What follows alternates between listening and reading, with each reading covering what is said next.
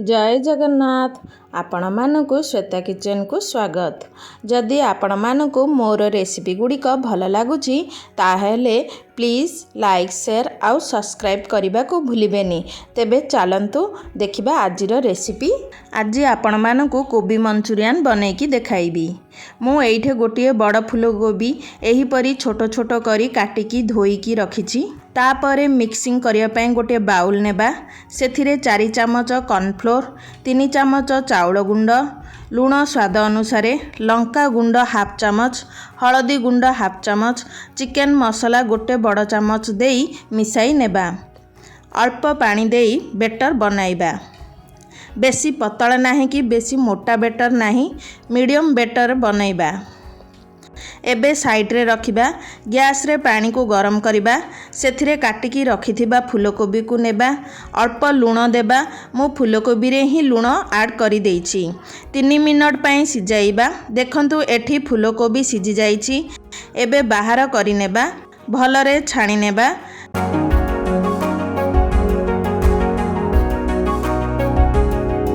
रखिथिबा better रे फूलकोबी को ऐड करिबा। केयरफुली गोलेबा। फूलकोबी जेपरी भांगी न जाए। तेल को गरम करि नेबा।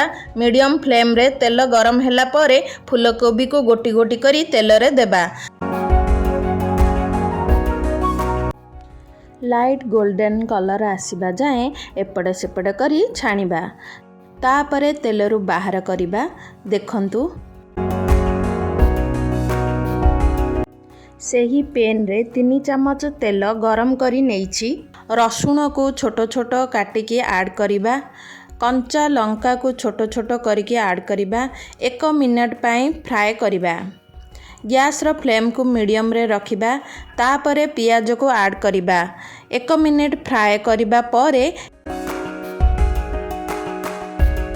कैप्सिकम पियाज पत्र को ऐड करिबा।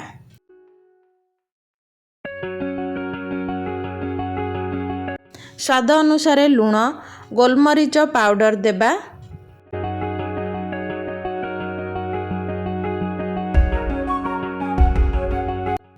टमाटो सॉस 2टा बड़ चमच, सोया सॉस गोटे बड़ चमच देबा। गैस रो फ्लेम को लो रे रखी कॉर्नफ्लोर 2 चमच पानी रे मिसाई एथिरे ऐड करिबा। सॉस आमर थिक होई गलानी। एबे छाणीकी रखिथिबा फूलकोबी को ऐड करिबा। गोलाई नेबा।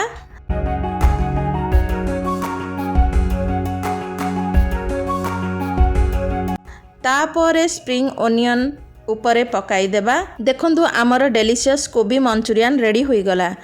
याकू स्टार्टर रे खाई पारिबे, नूडल या फ्राइड राइस रे खाई पारिबे। ए रेसिपी को घरे निश्चय बनांतु। आपनका अनुभव मो सह शेयर करंतु। रहुछि धन्यवाद।